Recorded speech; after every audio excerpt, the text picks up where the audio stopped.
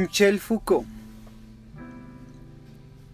Historia de la sexualidad, volumen 1.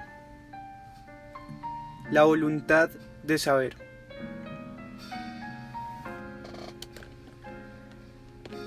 Capítulo 5.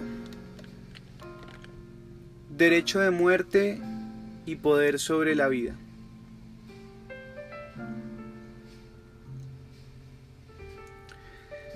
Durante mucho tiempo, uno de los privilegios característicos del poder soberano fue el derecho de vida y muerte. Sin duda, derivaba formalmente de la vieja patria potestas que daba al padre de familia romano el derecho de disponer, entre comillas, de la vida de sus hijos como de la de sus esclavos. La había dado, entre comillas, podía quitarla. El derecho de vida y muerte, tal como se formula en los teóricos clásicos, ya es una forma considerablemente atenuada. Desde el soberano hasta sus súbditos, ya no se concibe que tal privilegio se ejerza en lo absoluto e incondicionalmente, sino en los únicos casos en que el soberano se encuentra expuesto en su existencia misma. Una especie de derecho de réplica. Está amenazado por sus enemigos exteriores que quieren derribarlo o discutir sus derechos. Puede entonces hacer la guerra legítimamente y pedir a sus súbditos que tomen parte en la defensa del Estado, sin, abro comillas, proponerse directamente su muerte, cierro comillas. Es lícito para él, abro comillas, exponer sus vidas, cierro comillas. En este sentido, ejerce sobre ellos un derecho indirecto, entre comillas, de vida y muerte. Pero si es uno de sus súbditos el que se levanta contra él, entonces el soberano puede ejercer sobre su vida un poder directo. A título de castigo, lo matará. Así entendido, el derecho de vida y muerte ya no es un privilegio absoluto. Está condicionado por la defensa del soberano y su propia supervivencia. Hay que considerarlo, como Hobbes, una transposición al príncipe del derecho de cada cual a defender su vida al precio de la muerte de otros. ¿O hay que ver ahí un derecho específico que aparece con la formación de ese nuevo ser jurídico, el soberano?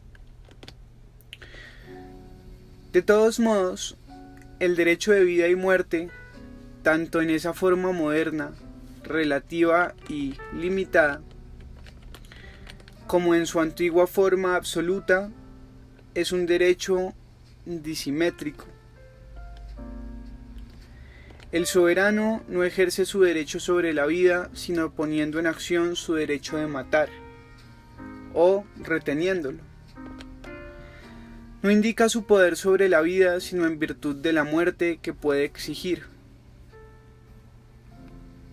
El derecho que se formula como, abro comillas, de vida y muerte, cierro comillas, es en realidad el derecho a hacer morir o dejar vivir.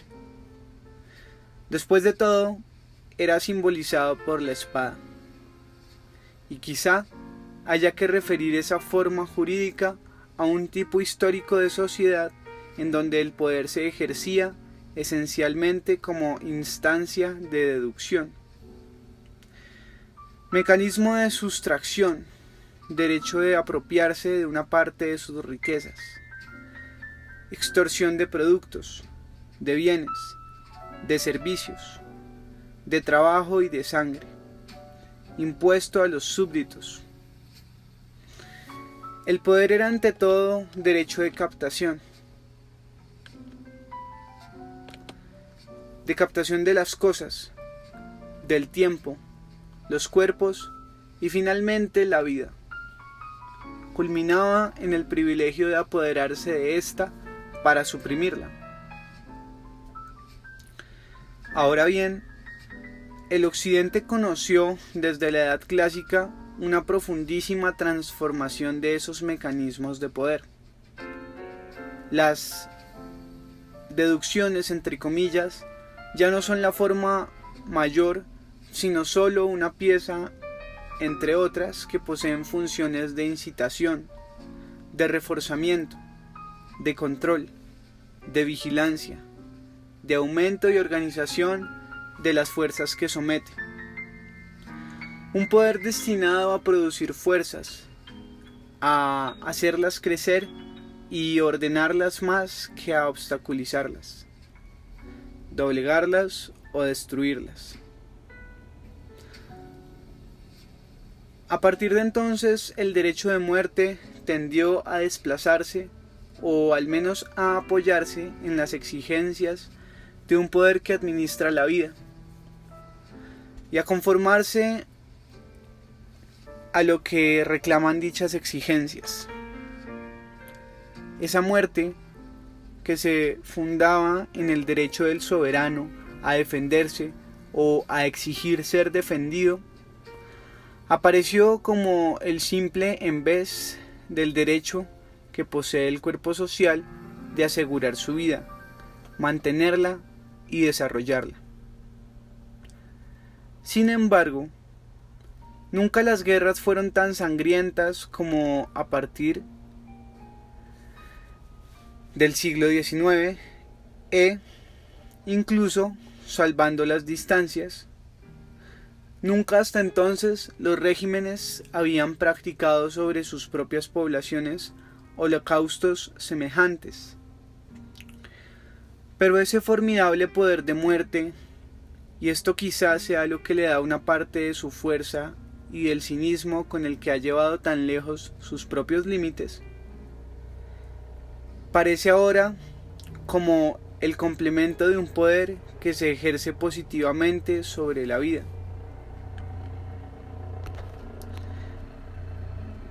que procura administrarla, aumentarla, multiplicarla, ejercer sobre ella controles precisos y regulaciones generales. Las guerras ya no se hacen en nombre del soberano al que hay que defender. Se hacen en nombre de la existencia de todos. Se educa a poblaciones enteras para que se maten mutuamente en nombre de la necesidad que tienen de vivir. Las matanzas han llegado a ser vitales.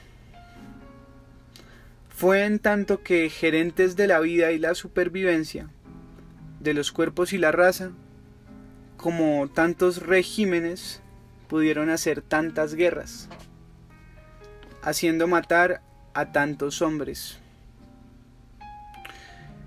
Y por un giro que permite cerrar el círculo, mientras más ha llevado a las guerras a la destrucción exhaustiva su tecnología, tanto más, en efecto, la decisión que las abre y la que viene a concluirlas responden a la cuestión desnuda de la supervivencia. Hoy la situación atómica se encuentra en la desembocadura de ese proceso. El poder de exponer a una población a una muerte general es el en vez del poder de garantizar a su otra existencia. El principio de poder matar para poder vivir, que sostenía la táctica de los combates, se ha vuelto principio de estrategia entre estados. Pero la existencia de marras ya no es aquella, jurídica, de la soberanía, sino la puramente biológica de una población. Si el genocidio es por cierto el sueño de los poderes modernos, ello no se debe a un retorno, hoy, del viejo derecho de matar. Se debe a que el poder reside y ejerce en el nivel de la vida, de la especie, de la raza y de los fenómenos masivos de población. En otro nivel, yo habría podido tomar el ejemplo de la pena de muerte, junto con la guerra. Fue mucho tiempo la otra forma del derecho de espada. Constituía la respuesta del soberano a quien atacaba su voluntad, su ley, su persona. Los que mueren en el cadalso escasean cada vez más, a la inversa de los que mueren en las guerras. Pero es por las mismas razones por lo que estos son más numerosos y aquellos más escasos.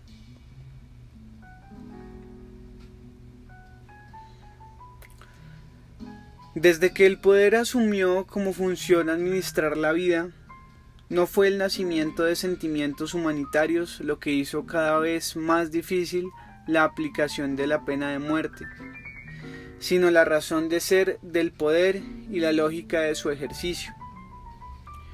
¿Cómo puede un poder ejercer en el acto de matar sus más altas prerrogativas si su papel mayor es asegurar, reforzar, sostener, multiplicar la vida y ponerla en orden? Para semejante poder, la ejecución capital es a la vez el límite, el escándalo y la contradicción. De ahí el hecho de que no se pudo mantenerla sino invocando menos la enormidad del crimen que la monstruosidad del criminal. Su incorregibilidad y la salvaguarda de la sociedad. Se mata legítimamente a quienes significan para los demás una especie de peligro biológico.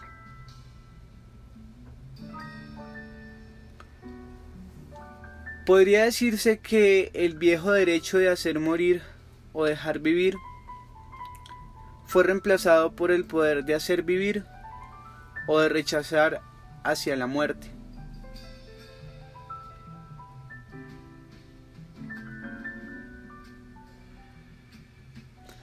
Quizá se explique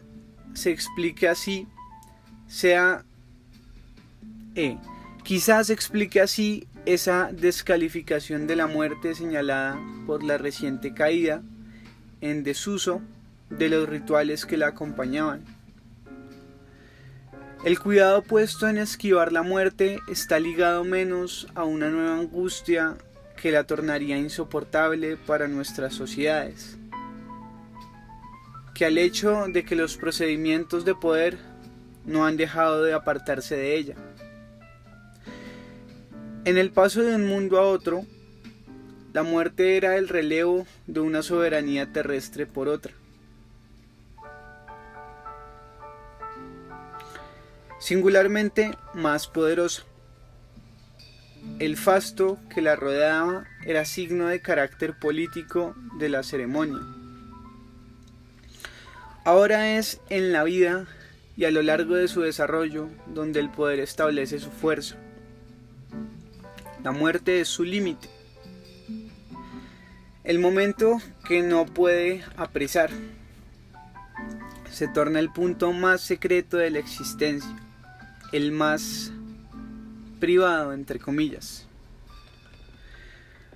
No hay que asombrarse si el suicidio, antaño un crimen, puesto que era una manera de usurpar el derecho de la muerte que solo el soberano, el de aquí abajo o el de más allá, podía ejercer, llegó a ser durante el siglo XIX una de las primeras conductas que entraron en el campo del análisis sociológico. Hacía aparecer en las fronteras y los intersticios del poder que se ejerce sobre la vida el derecho individual y privado de morir. Esa obstinación en morir, tan extraña y sin embargo tan regular, tan constante en sus manifestaciones, por lo mismo tan poco explicable por particularidades o accidentes individuales, fue una de las primeras perplejidades de una sociedad en la cual el poder político acababa de ponerse como tarea la administración de la vida.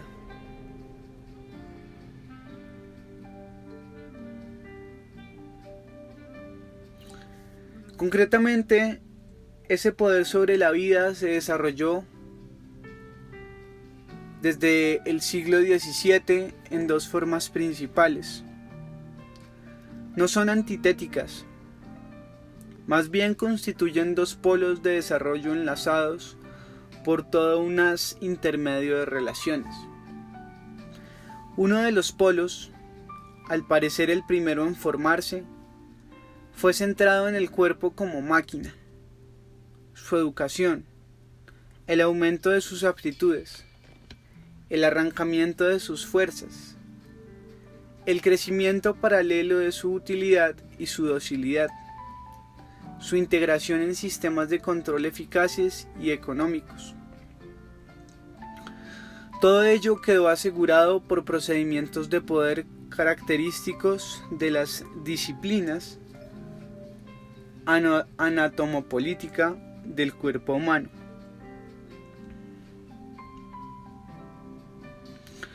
El segundo, formado algo más tarde, hacia mediados del siglo XVIII, fue centrado en el cuerpo especie, en el cuerpo transido por la mecánica de lo viviente y que sirve de soporte a los procesos biológicos, la proliferación, los nacimientos y la mortalidad, el nivel de salud, la duración de la vida y la longevidad, con todas las condiciones que pueden hacerlos variar.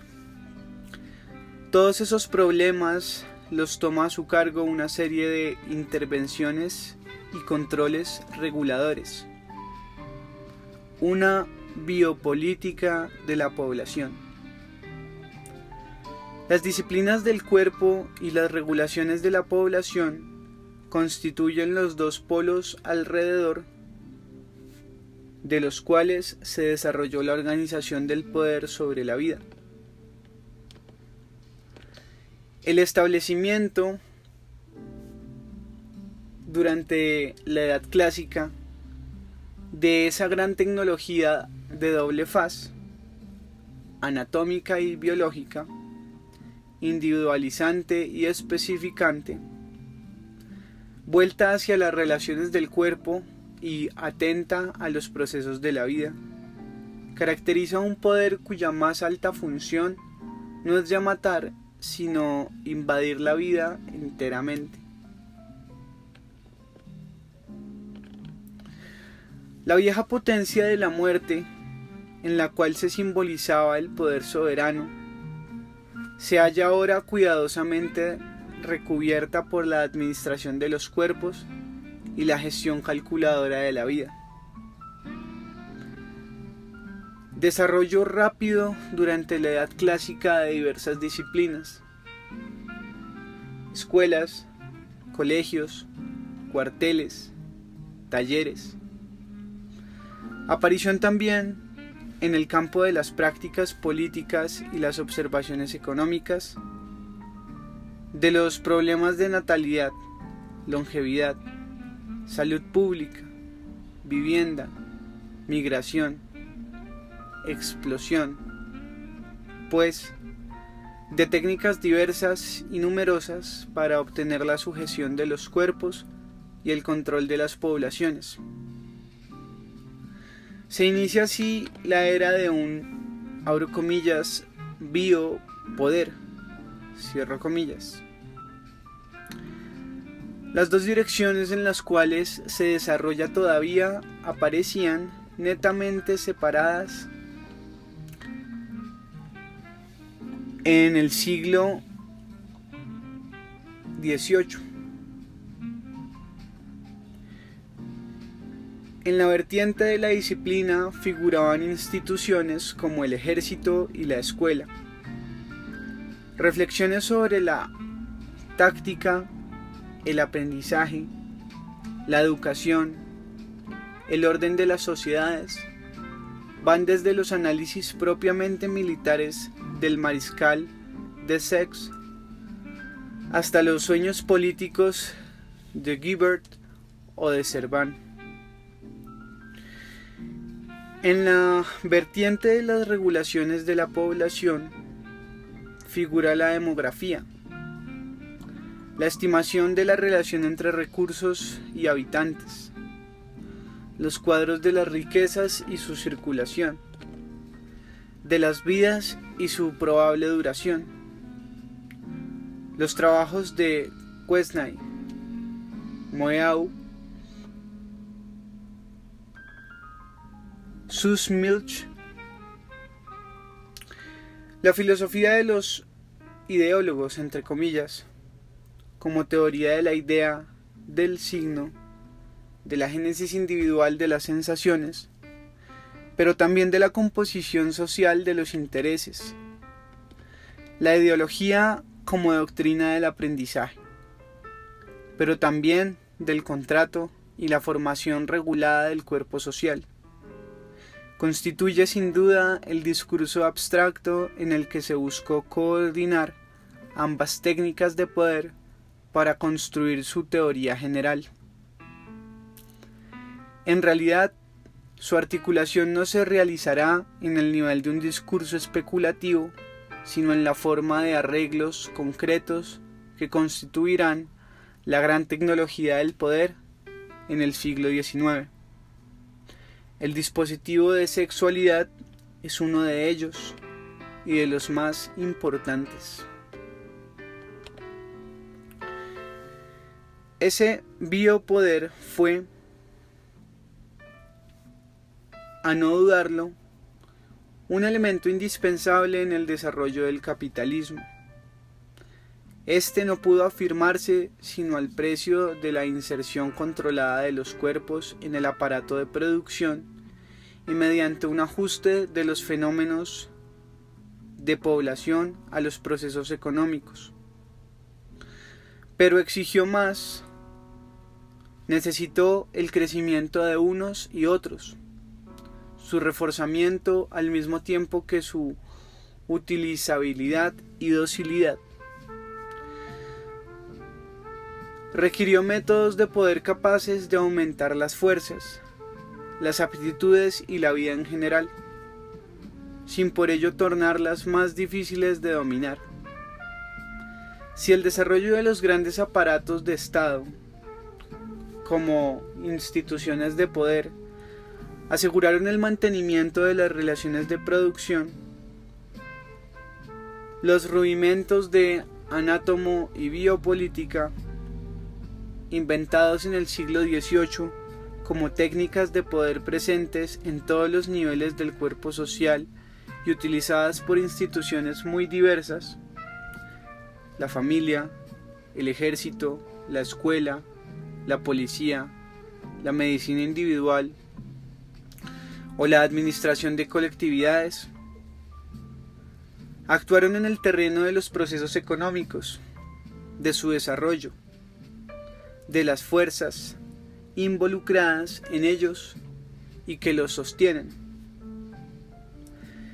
Operaron también como factores de segregación y jerarquización sociales, incidiendo en las fuerzas respectivas de unos y otros, garantizando relaciones de dominación y efectos de hegemonía.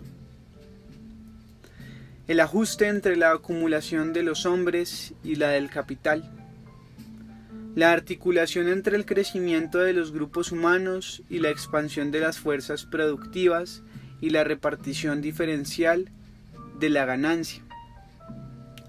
En parte fueron posibles gracias al ejercicio del biopoder en sus formas y procedimientos múltiples. La invasión del cuerpo viviente, su valorización y la gestión distributiva de sus fuerzas fueron en ese momento indispensables. Es sabido que muchas veces se planteó el problema del papel que pudo tener en la primerísima formación del capitalismo una moral ascética. Pero lo que le sucedió en el siglo XVIII en ciertos países occidentales y que fue ligado por el desarrollo del capitalismo fue otro fenómeno y quizá de mayor amplitud que esa nueva moral que parecía descalificar el cuerpo. Fue nada menos que la entrada de la vida en la historia. Quiero decir, la entrada de los fenómenos propios de la vida de la especie humana en el orden del saber y del poder, en el campo de las técnicas políticas.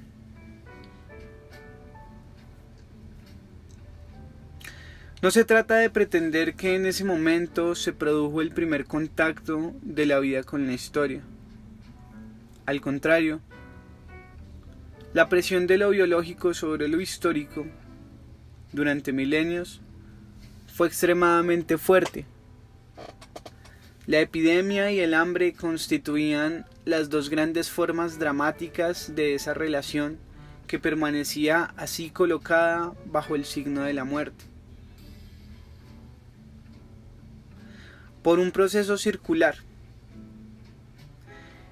el desarrollo económico y principalmente agrícola del siglo XVIII, el aumento de la productividad y los recursos más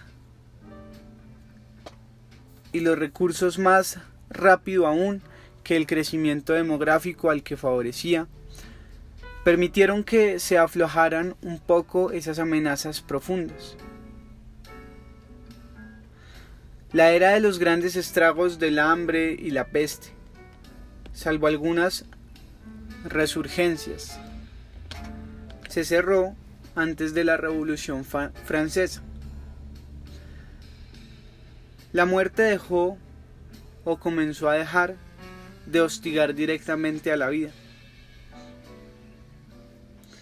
Pero al mismo tiempo, el desarrollo de los conocimientos relativos a la vida en general, el mejoramiento de las técnicas agrícolas, las observaciones y las medidas dirigidas a la vida y la supervivencia de los hombres, contribuían a ese aflojamiento. Un relativo dominio sobre la vida apartaba algunas eminencias de muerte.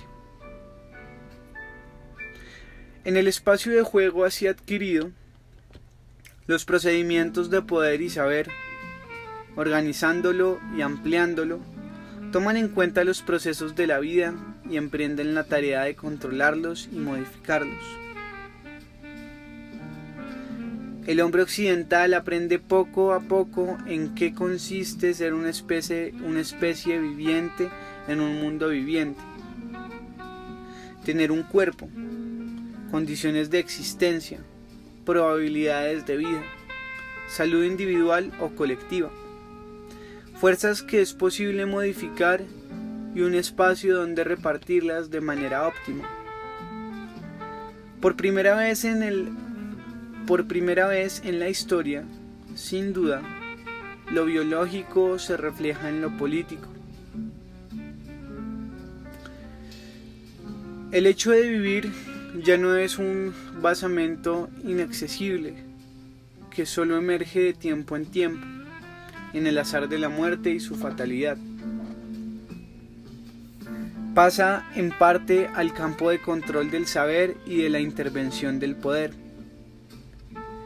Este ya no tiene que vérsela solo con sujetos de derecho, sobre los cuales el último poder del poder es la muerte, sino con seres vivos, y el dominio que pueda ejercer sobre ellos deberá colocarse en el nivel de la vida misma. Haber tomado su cargo a la vida, más que la amenaza de asesinato, dio al poder su acceso al cuerpo.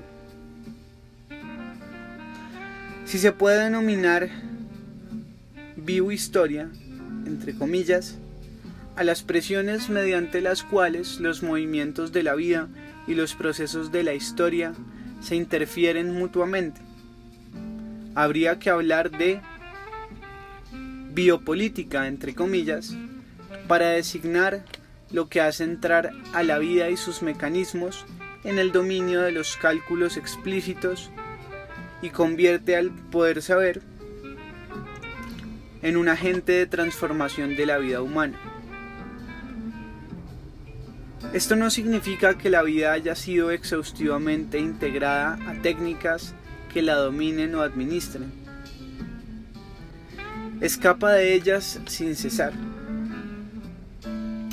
Fuera del mundo occidental, el hambre existe, y en una escala más grande, y en una escala más importante que nunca. Y los riesgos biológicos corridos por la especie son quizá más grandes, en todo caso más graves que antes del nacimiento de la microbiología. Pero lo que se podría llamar, abro comillas, umbral de modernidad biológica, cierro comillas, de una sociedad se sitúa en el momento en que la especie entra como apuesta del juego en sus propias estrategias políticas.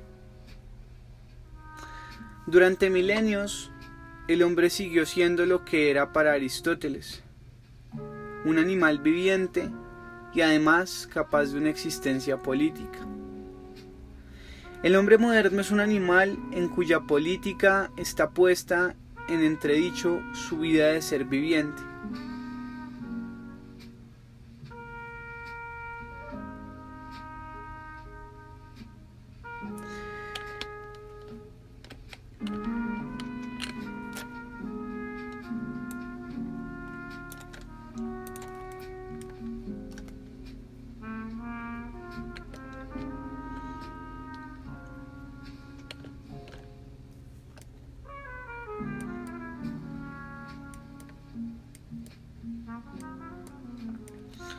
Tal transformación tuvo consecuencias considerables.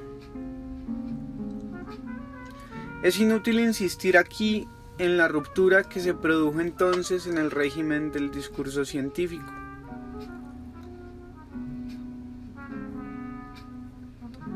Y sobre la manera en que la doble problemática de la vida y del hombre vino a atravesar y redistribuir el orden de la episteme clásica. Si la cuestión del hombre fue planteada en su especificidad de ser viviente y en su especificidad en relación con los seres vivientes,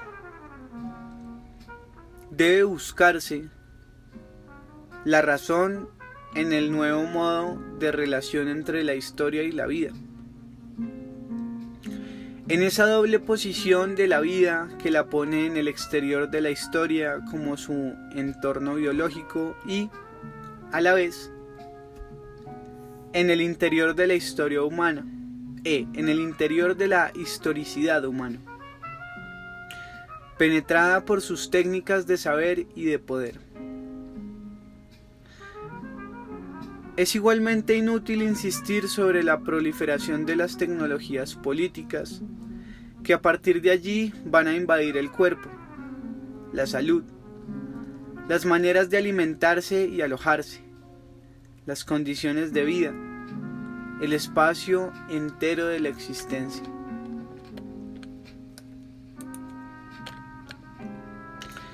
Otra consecuencia del desarrollo del biopoder es la creciente importancia adquirida por el juego de la norma a expensas del sistema jurídico de la ley. La ley no puede no estar armada, y su arma por excelencia es la muerte.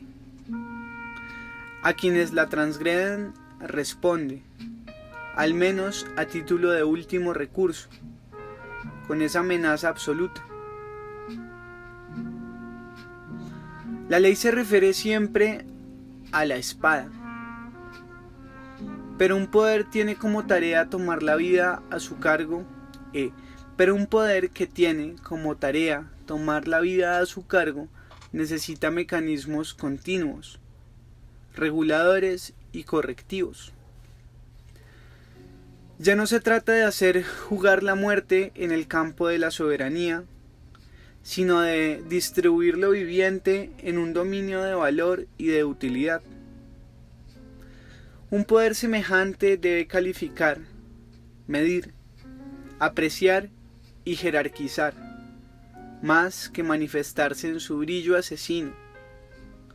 No tiene que trazar la línea que separa a los súbditos obedientes de los enemigos del soberano.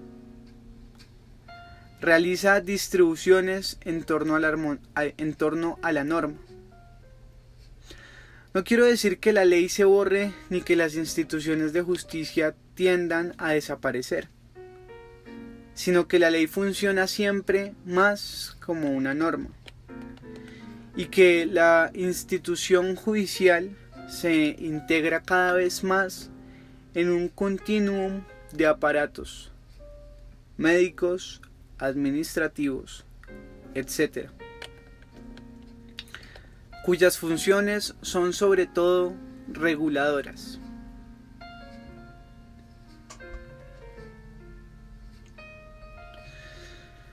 Una sociedad normalizadora fue el efecto histórico de una tecnología de poder centrada en la vida. En relación con las sociedades que hemos conocido hasta el siglo XVIII, hemos entrado en una fase de regresión de lo jurídico.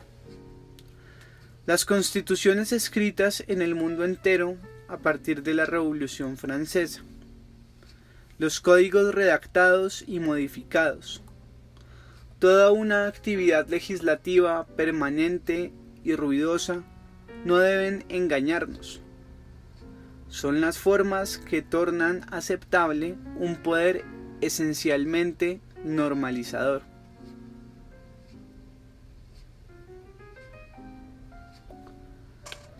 Y contra este poder aún nuevo en el siglo XIX, las fuerzas que resisten se apoyaron en lo mismo que aquel invadía, es decir, en la vida del hombre en tanto ser viviente. Desde el siglo pasado, las grandes luchas que ponen en tela de juicio el sistema general de poder ya no se hacen en nombre de un retorno a los antiguos derechos, ni en función del sueño milenario de un ciclo de los tiempos y una edad de oro. Ya no se espera más al emperador de los pobres, ni el reino de los últimos días, ni siquiera el restablecimiento de justicias imaginadas como ancestrales. Lo que se reivindica y sirve de objetivo es la vida, entendida como necesidades fundamentales, esencia concreta del hombre, cumplimiento de sus virtualidades, plenitud de lo posible. Poco importa si se trata o no de utopía. Tenemos ahí un proceso de lucha muy real. La vida como objeto político fue en cierto modo tomada al pie de la letra y vuelto contra el sistema que pretendía controlarla. La vida, pues, mucho más que el derecho, se volvió entonces la apuesta de las luchas políticas, incluso si éstas se formularon a través de afirmaciones de derecho. El derecho, entre comillas, a la vida, al cuerpo, a la salud, a la felicidad, a la satisfacción de las necesidades. El derecho, entre comillas, más allá de todas las opresiones o alienaciones, entre comillas, a encontrar lo que uno es y todo lo que uno puede ser. Este derecho, tan incomprensible para el sistema jurídico clásico,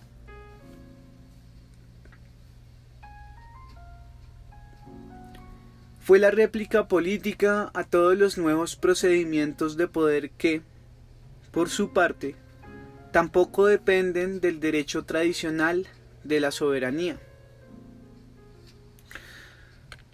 Sobre ese fondo puede comprenderse la importancia adquirida por el sexo como el pozo, entre comillas, del juego político. Está en el cruce de dos ejes, a lo largo de los cuales se desarrolló toda la tecnología política de la vida. Por un lado, depende de las disciplinas del cuerpo, adiestramiento, intensificación y distribución de las fuerzas, ajuste y economía de las energías. Por el otro, participa de la regulación de las poblaciones, por todos los efectos globales que induce. Se inserta simultáneamente en ambos registros. Da lugar a vigilancias infinitesimales, a controles de todos los instantes, a arreglos espaciales de una meticulosidad extrema, a exámenes médicos o psicológicos indefinidos, a todo un micropoder sobre el cuerpo. Pero también da lugar a medidas masivas, a estimaciones estadísticas, a intervenciones que apuntan al cuerpo social entero o a grupos tomados en conjunto. El sexo es, a un tiempo, acceso a la vida del cuerpo y a la vida de la especie. Es utilizado como matriz de las disciplinas y principio de las regulaciones. Por ello, en el siglo XIX, la sexualidad es perseguida hasta el más ínfimo detalle de las existencias. Es acorralada en las conductas, perseguida en los sueños, se la sospecha en las menores locuras, se la persigue hasta los primeros años de la infancia. Pasa a ser la cifra de la individualidad, a la vez lo que permite analizarla y torna posible amaestrarla. Pero también se convierte en tema de operaciones políticas, de intervenciones económicas, mediante incitaciones o frenos a la procreación, de campañas ideológicas de moralización o de responsabilización. Se la hace valer como índice de fuerza de una sociedad, revelando así tanto su energía política como su vigor biológico. De uno a otro polo de esta tecnología del sexo se escalona toda una serie de tácticas diversas que en proporciones variadas combinan el objetivo de las disciplinas del cuerpo y el de la regulación de las poblaciones. De ahí la importancia de las 4 grandes líneas de ataque a lo largo de las cuales avanzó la política del sexo desde hace 2 siglos.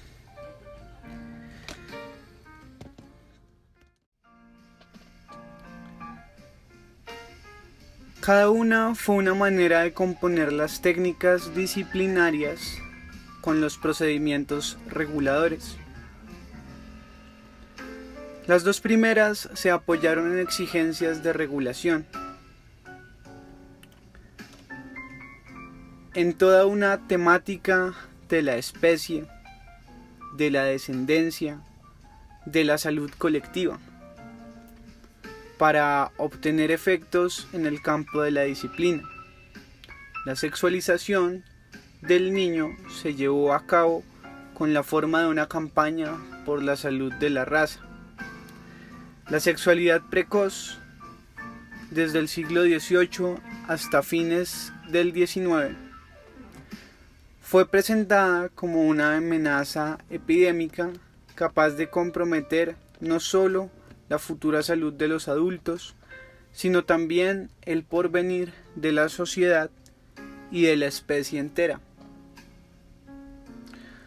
La histerización de las mujeres, que exigió una medicalización minuciosa de su cuerpo y su sexo, se llevó a cabo en nombre de la responsabilidad que les cabría respecto de la salud de sus hijos, de la solidez de la institución familiar y de la salvación de la sociedad.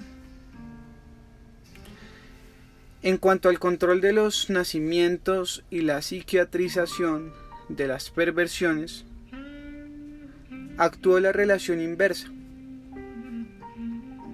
Aquí la intervención era de naturaleza regularizadora, pero debía apoyarse en la exigencia de disciplinas y adiestramientos individuales.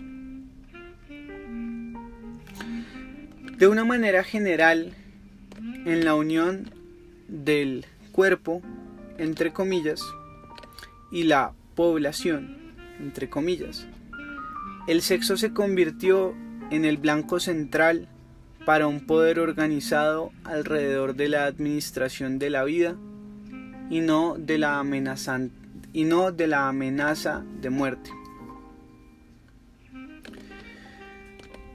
Durante mucho tiempo, la sangre continuó siendo un elemento importante en los mecanismos del poder, en sus manifestaciones y sus rituales.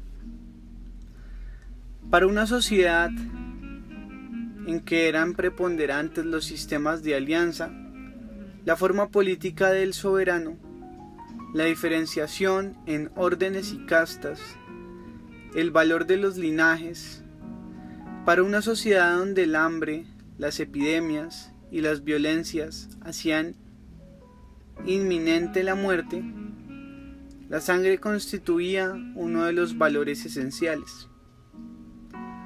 Su precio provenía a la vez de su papel instrumental, poder derramar la sangre, de su funcionamiento en el orden de los signos, poseer determinada sangre, de ser la misma sangre, aceptar arriesgar la sangre, y también de su precariedad, fácil de difundir, sujeta a agotarse, demasiado pronta para mezclarse, rápidamente susceptible de corromperse. Sociedad de sangre, iba a decir de sanguinidad, entre comillas, honor de la guerra y miedo de las hambrunas, triunfo de la muerte, soberano con la espada, verdugos y suplicios. El poder habla a través de la sangre. Esta es una realidad con función simbólica. Nosotros, en cambio, estamos en una sociedad del sexo, entre comillas, o mejor, de sexualidad, entre comillas. Los mecanismos del poder se dirigen al cuerpo, a la vida, a lo que la hace proliferar, a lo que refuerza la especie, su vigor, su capacidad de dominar o su aptitud para ser utilizada. Salud, progenitura, raza, porvenir de la especie, vitalidad del cuerpo social. El poder habla de la sexualidad y a la sexualidad. No es marca o símbolo, es objeto y blanco. Y lo que determina su importancia es menos su rareza o su precariedad que su insistencia, su presencia insidiosa, el hecho de que en todas partes sea a la vez encendida y temida, el poder la dibuja, la suscita y utiliza como el sentido proliferante que siempre hay que mantener bajo control para que no escape. Es un efecto con valor de sentido. No quiero decir que la sustitución de la sangre por el sexo resuma por sí sola las transformaciones que marcan el umbral de nuestra modernidad. No es el alma de dos civilizaciones o el principio organizador de dos formas culturales lo que intento expresar. Busco las razones por las cuales la sexualidad, lejos de haber sido reprimida en la sociedad contemporánea, es en cambio permanentemente suscitada. Los nuevos procedimientos de poder, elaborados durante la Edad Clásica y puestos en acción en el siglo XIX, hicieron pasar a nuestras sociedades de una simbólica de la sangre a una analítica de la sexualidad. Como se ve, si hay algo que esté del lado de la ley, de la muerte, de la transgresión, de lo simbólico y de la soberanía, ese algo es la sangre. La sexualidad está del lado de la norma, del saber, de la vida, del sentido, de las disciplinas y las regulaciones. Sade y los primeros eugenistas son contemporáneos de ese tránsito de la sanguinidad, entre comillas, a la sexualidad, entre comillas.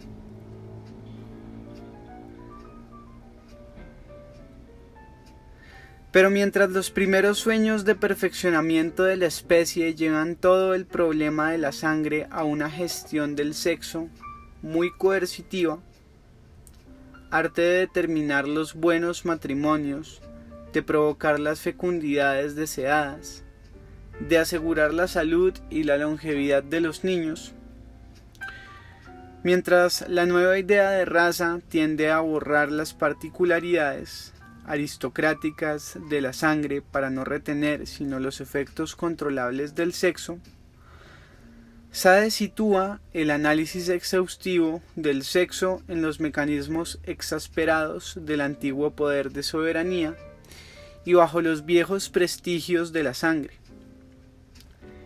enteramente mantenidos. La sangre corre a todo largo del placer, sangre del suplicio y del poder absoluto, sangre de la casta que uno respeta en sí y que no bastante hace correr en los rituales mayores del parricidio y el incesto, sangre del pueblo que se derrama a voluntad, puesto que la que corre en esas venas ni siquiera es digna de ser nombrada. En Sade el sexo carece de norma, de regla intrínseca, que podría formularse a partir de su propia naturaleza, pero está sometido a la ley ilimitada de un poder que no conoce sino la suya propia. Si le ocurre imponerse por juego el orden de las progresiones cuidadosamente disciplinadas en jornadas sucesivas, tal ejercicio lo conduce a no ser más que el punto puro de una soberanía única y desnuda, derecho ilimitado de la monstruosidad todopoderosa. La sangre ha reabsorbido al sexo.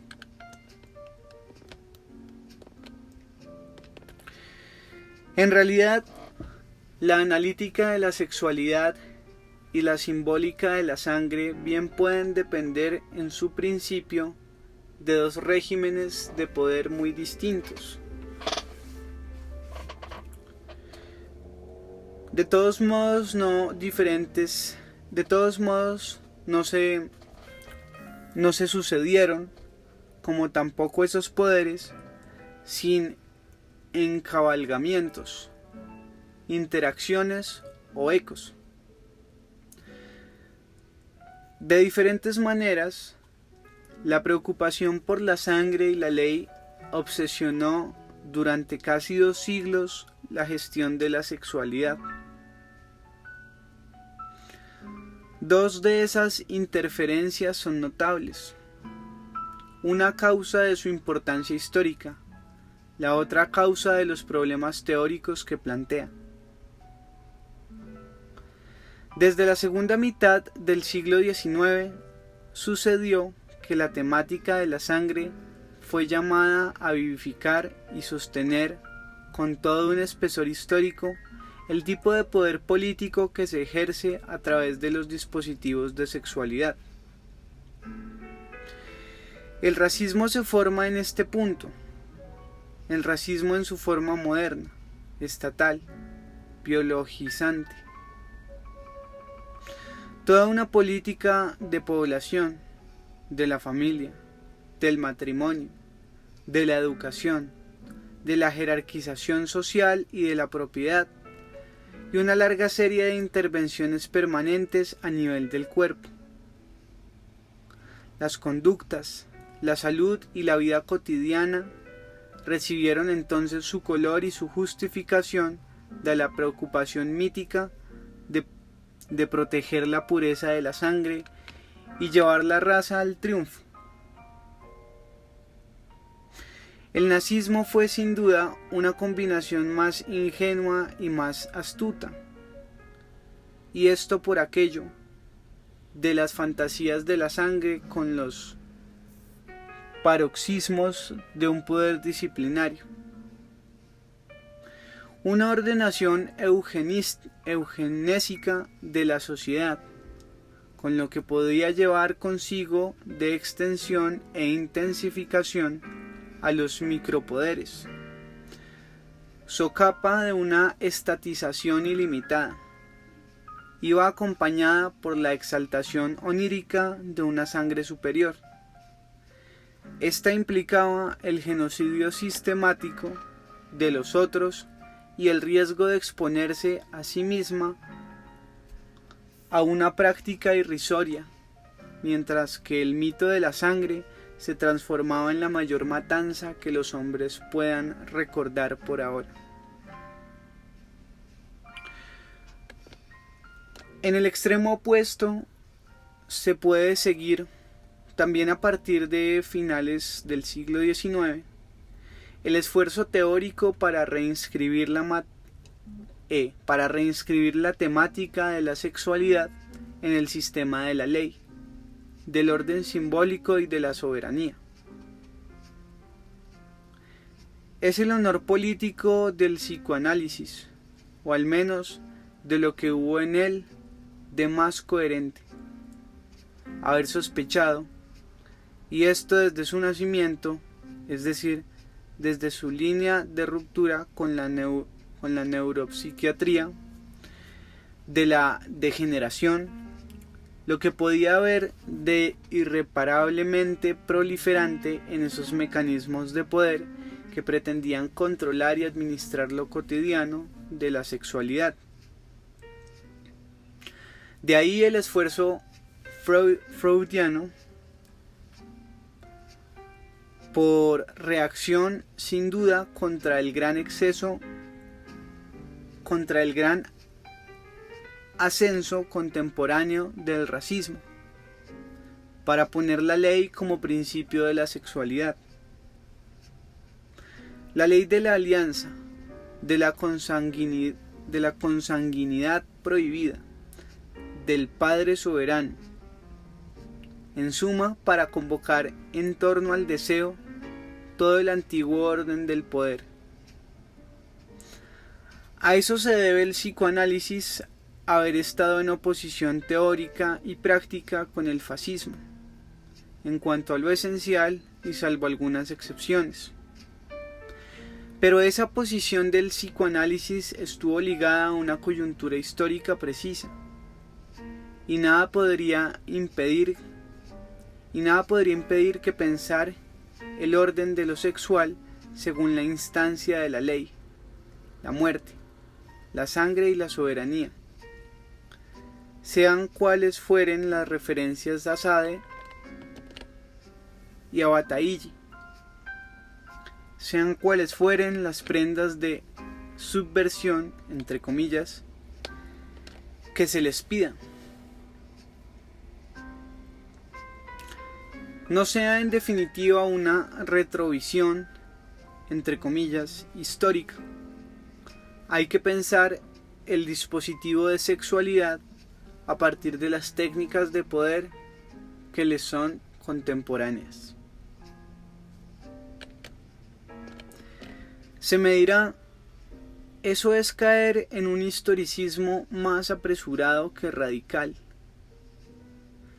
Es esquivar en provecho de fenómenos quizá variables, pero frágiles, secundarios y en suma superficiales, la existencia biológicamente sólida de las funciones sexuales.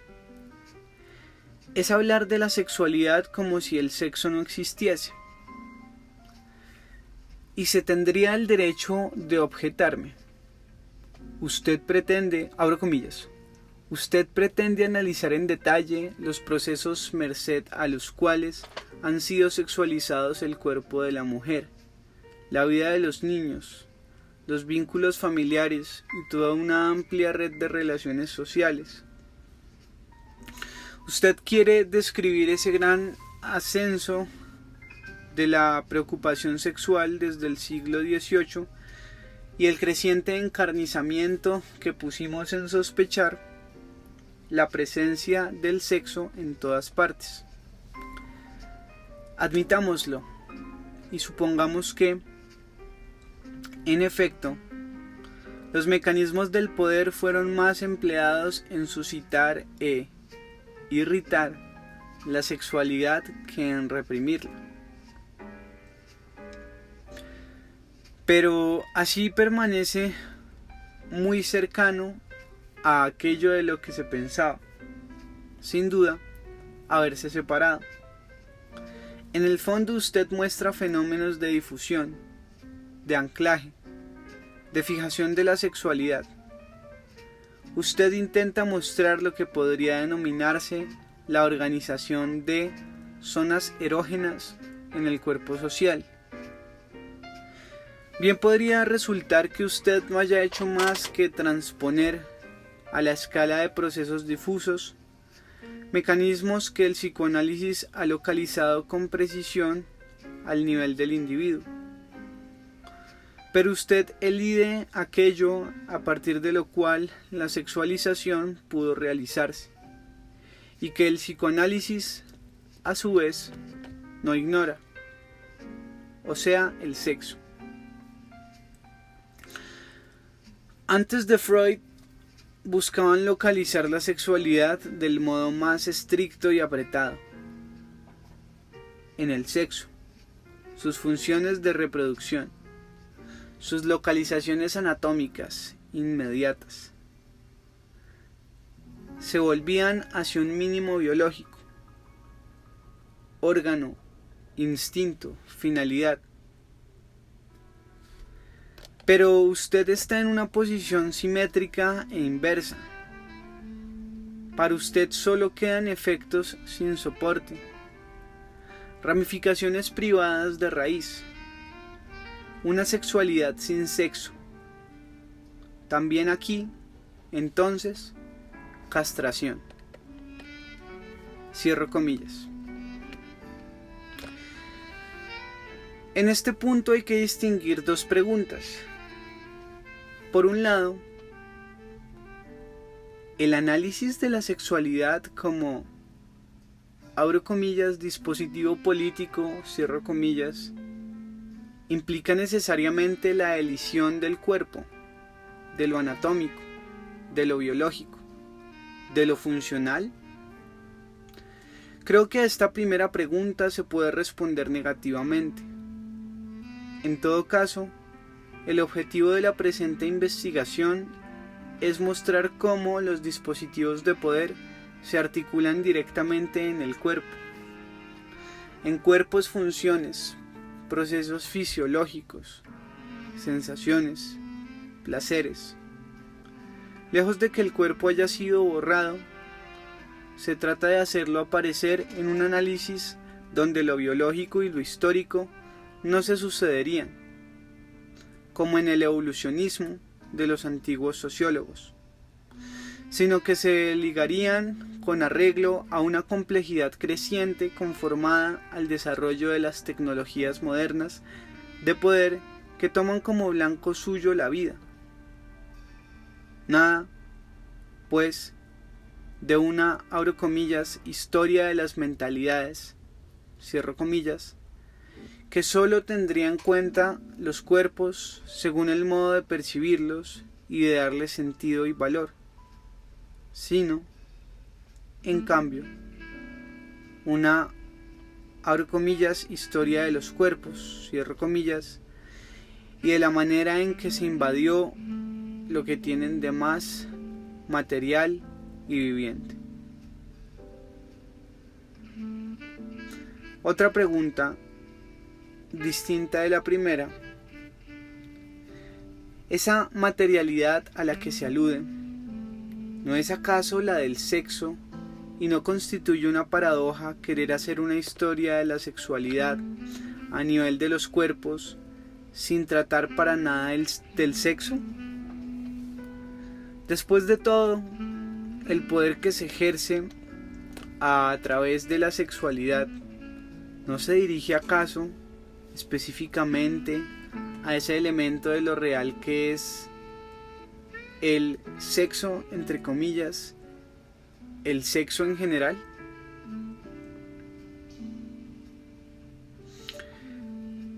Puede admitirse que la sexualidad no sea, respecto del poder, un dominio exterior en el que éste se impondría, sino, por el contrario, efecto e instrumento de sus arreglos o maniobras.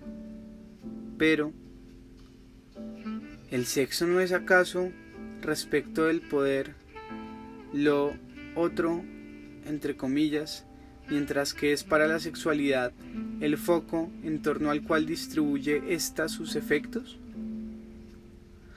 Pero, justamente, es esa idea del sexo la que no se puede admitir sin examen. El sexo, entre comillas, en la realidad es el encoraje que soporta las manifestaciones de la sexualidad, entre comillas, o bien una idea compleja, históricamente formada en el interior del dispositivo de sexualidad.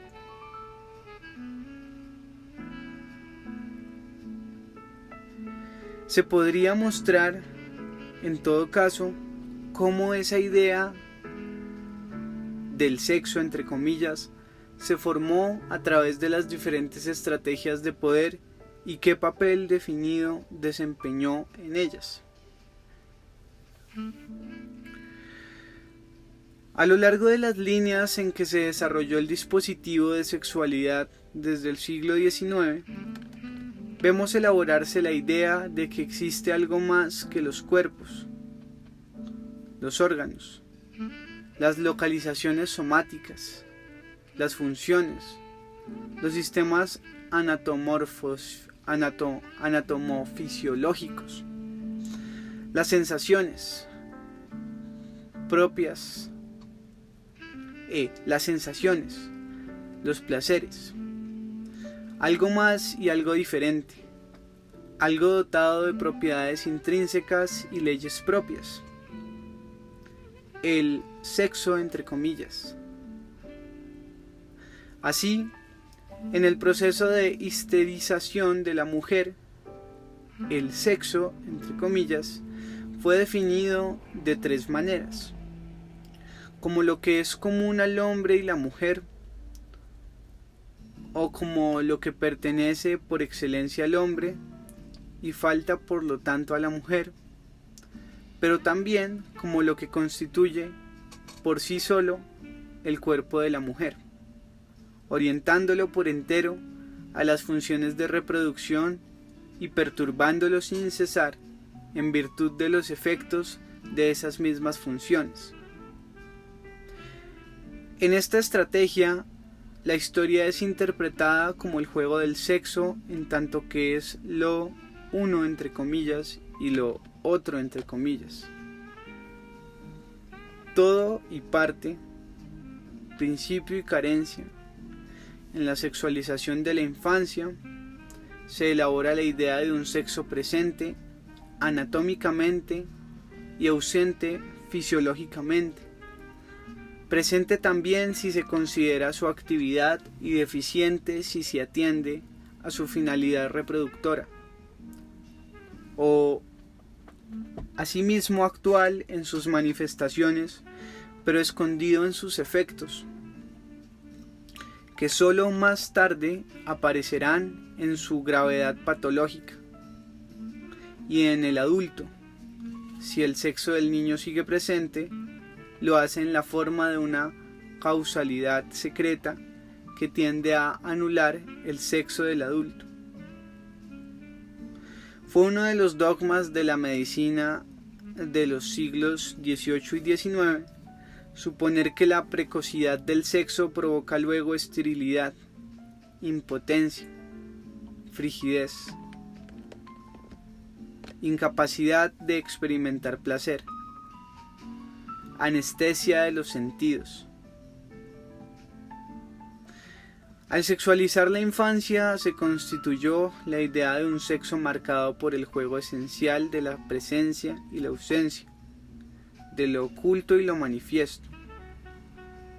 La masturbación, con los efectos que se le prestaban, revelaría de modo privilegiado ese juego de la presencia y la ausencia, de lo manifiesto y lo oculto.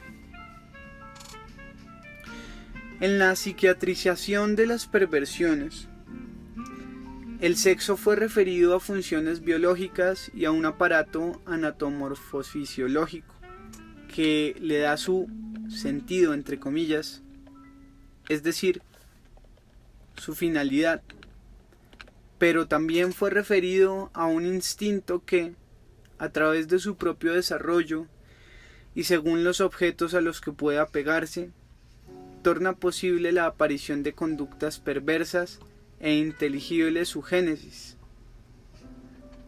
Así, el sexo, entre comillas, es definido mediante un entrelazamiento de función e instinto, de finalidad y significación, y en esta forma, en parte alguna se manifiesta mejor que en la perversión modelo, ese fetichismo, entre comillas, que, al menos desde 1877, sirvió de hilo conductor para el análisis de todas las demás desviaciones,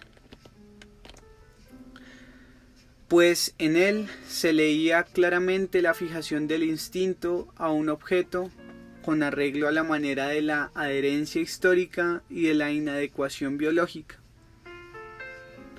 Por último, en la socialización de las conductas procreadoras, el sexo, entre comillas, es descrito como atrapado entre una ley de realidad cuya forma más inmediata y más abrupta es la necesidad económica, y una economía de placer que siempre trata de esquivarla, cuando no la ignora. El más célebre de los fraudes, entre comillas, el coitus interruptus, representa el punto donde la instancia de lo real obliga a poner un término al placer y donde el placer logra realizarse a pesar de la economía prescrita por lo real. Como se ve, en esas diferentes estrategias, la idea del sexo, entre comillas, es erigida por el dispositivo de sexualidad. Y en las cuatro grandes formas, la histeria, el onanismo, el fetichismo y el coito interrumpido, hace aparecer al sexo como sometido al juego del todo y la parte, del principio y la carencia, de la ausencia y la presencia, del exceso y la deficiencia, de la función y el instinto, de la finalidad y el sentido, de la realidad y el placer. Así se formó, poco a poco, el armazón de una teoría general del sexo. Ahora bien, la teoría así engendrada ejerció en el dispositivo de sexualidad cierto número de funciones que la tornaron indispensable. Sobre todo 3 fueron importantes. En primer lugar, la noción de sexo permitió agrupar en una unidad artificial elementos anatómicos, funciones biológicas, conductas, sensaciones, placeres, y permitió el funcionamiento como principio causal de esa misma unidad ficticia. Como principio causal, pero también como sentido omnipresente, secreto a descubrir en todas partes. El sexo, pues, pudo funcionar como significante único y como significado universal. Además, al darse unitariamente como anatomía y como carencia, como función y como latencia, como instinto y como sentido, pudo trazar la línea de contacto entre un saber de la sexualidad humana y las ciencias biológicas de la reproducción. Así el primero, sin tomar realmente nada de las segundas, salvo algunas analogías inciertas y algunos conceptos trasplantados, recibió por privilegio de vecindad una garantía de cuasicientificidad, pero por esa misma vecindad, ciertos contenidos de la biología y la fisiología pudieron servir de principio de normalidad para la sexualidad humana. Finalmente, la noción de sexo aseguró un vuelco esencial. Permitió invertir la representación de las relaciones del poder con la sexualidad y hacer que ésta aparezca en su relación esencial y positiva con el poder, sino como anclada en una instancia específica e irreducible que el poder intenta dominar como puede. Así, la idea, abro comillas, del sexo, cierro comillas, permite esquivar lo que hace el poder, entre comillas, del poder. Permite no pensarlo sino como ley y prohibición. El sexo, esa instancia que parece dominarnos y ese secreto que nos parece subyacente en todo lo que somos. Ese punto que nos fascina por el poder que manifiesta y el sentido que esconde, al que pedimos que nos revele lo que somos y nos libre de lo que nos define. El sexo, fuera de duda, no es sino un punto ideal vuelto necesario por el dispositivo de sexualidad y su funcionamiento. No hay que imaginar una instancia autónoma del sexo que produjese secundariamente los múltiples efectos de la sexualidad a lo largo de su superficie de contacto con el poder. El sexo, por el contrario, es el elemento más especulativo, más ideal y también más interior en un dispositivo de sexualidad que el poder organiza en su apoderamiento de los cuerpos, su maternidad, sus fuerzas, sus energías, sus sensaciones y sus placeres. Se podría añadir que el sexo, entre comillas, desempeña otra función aún que atraviesa a las primeras y las sostiene. Papel más práctico que teórico esta vez.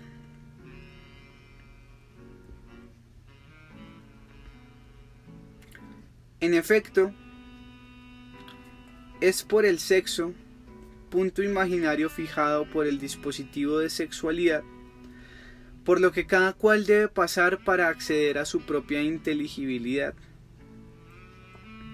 puesto que es a la vez el elemento encubierto y el principio productor de sentido, a la totalidad de su cuerpo, puesto que es una parte real y amenazada de ese cuerpo y constituye simbólicamente el todo, a su identidad, puesto que une a la fuerza de una pulsión la singularidad de una historia. Merced a una inversión que sin duda comenzó subrepticiamente hace mucho tiempo, ya que ya en la época de la pastoral cristiana de la carne,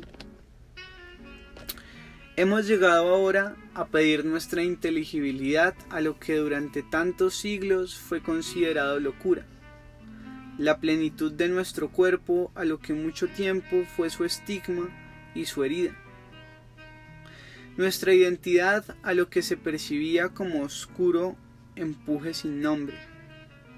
De ahí la importancia que les prestamos, el reverencial temor con que lo rodeamos, la aplicación que ponemos en conocerlo.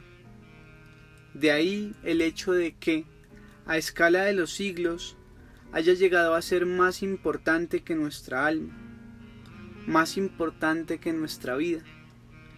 Y de ahí que todos los enigmas del mundo nos parezcan tan ligeros comparados con ese secreto, minúsculo en cada uno de nosotros, pero cuya densidad lo torna más grave que cualesquiera otros.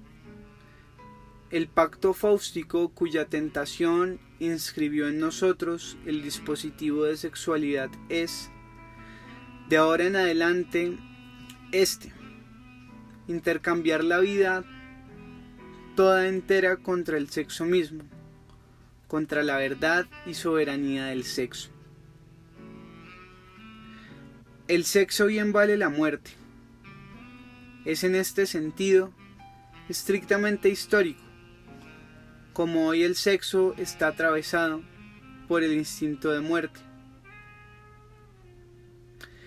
Cuando Occidente, hace ya mucho, descubrió el amor, le acordó suficiente precio como para tomar aceptable la muerte.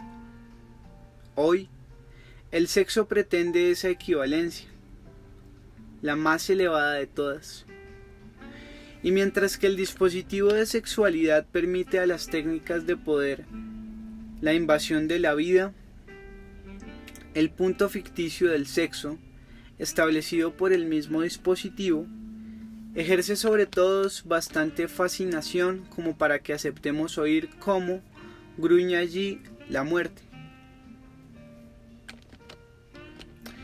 Al crear ese elemento imaginario que es el sexo, entre comillas, el dispositivo de sexualidad suscitó uno de sus más esenciales principios internos de funcionamiento, el deseo del sexo, deseo de tenerlo, deseo de acceder a él, de descubrirlo, de liberarlo, de articularlo como discurso, de formularlo como verdad.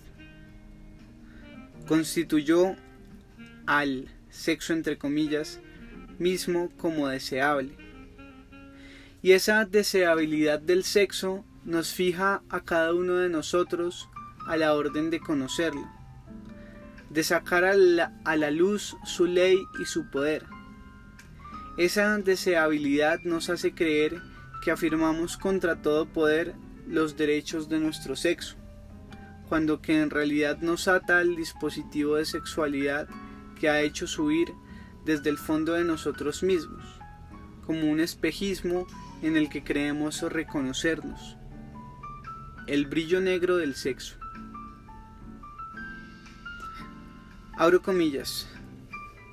Todo es sexo, decía Kate en La serpiente emplumada. Todo es sexo.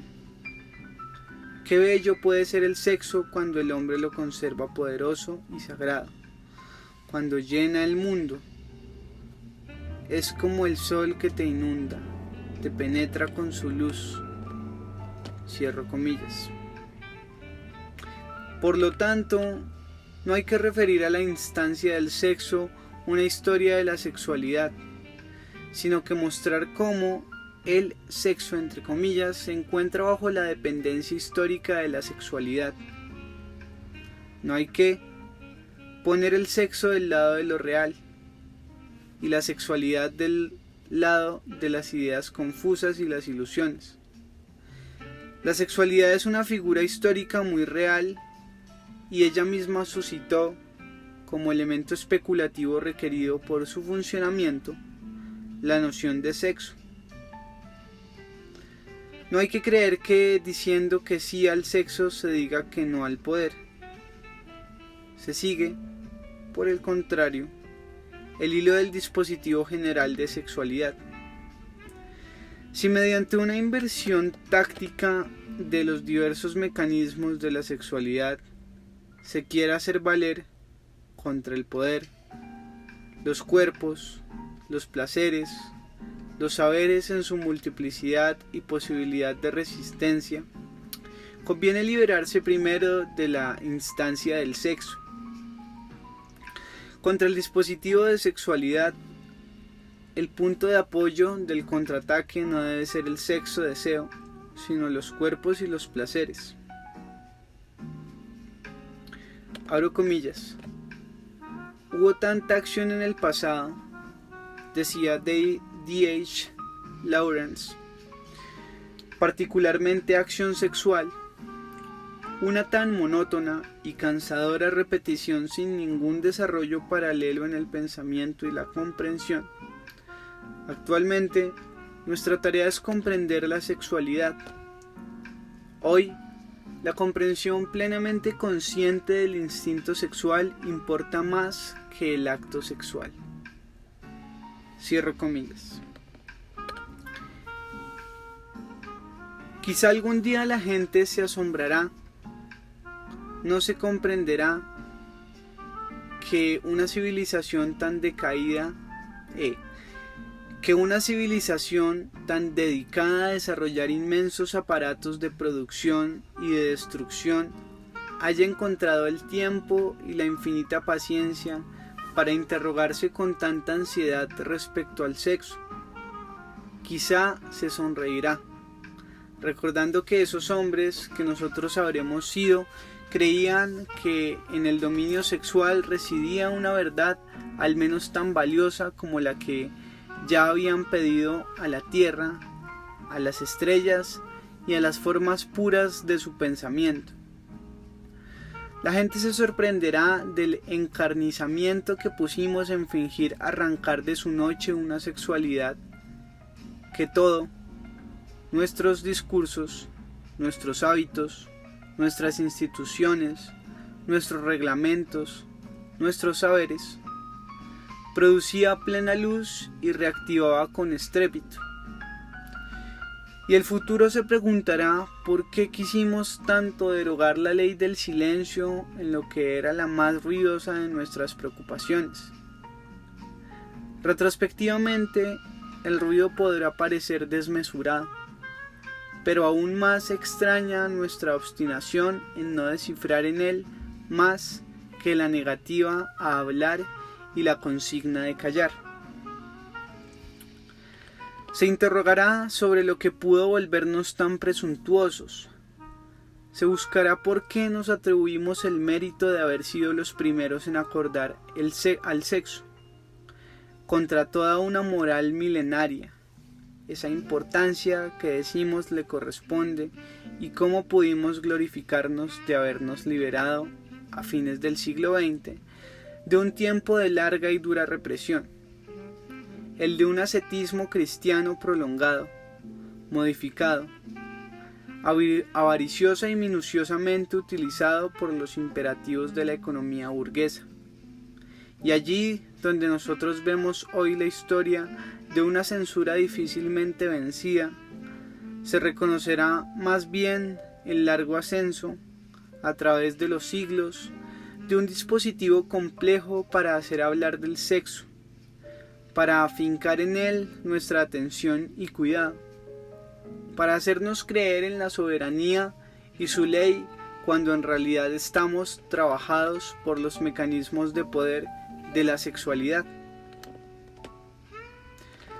La gente se burlará del reproche de pansexualismo que en cierto momento se objetó a Freud y al psicoanálisis, pero los que parecerán ciegos serán quizá menos quienes lo formularon que aquellos que lo aportaron de un revés, como si tradujera únicamente los terrores de una vieja pudibundez, pues los primeros, después de todo, solo se vieron sorprendidos por un proceso muy antiguo del cual no vieron que los rodeaba ya por todas partes.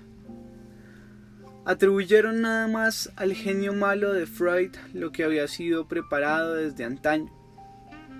Se equivocaron de fecha cuando al establecimiento, en nuestra sociedad, de un dispositivo general de sexualidad.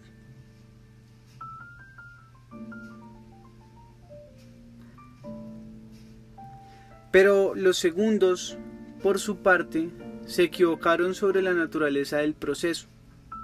Creyeron que Freud restituía por fin al sexo, gracias a un vuelco súbito, la parte que se le debía y durante tanto tiempo había estado impugnada.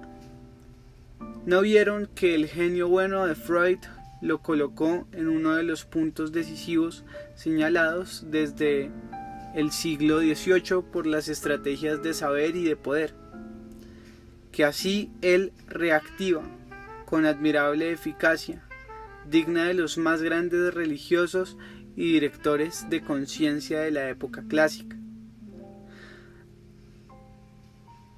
La conminación secular al conocer el sexo y conformarlo como discurso. Con frecuencia se evocan los innumerables procedimientos con los cuales el cristianismo antiguo nos habría hecho desatar el cuerpo.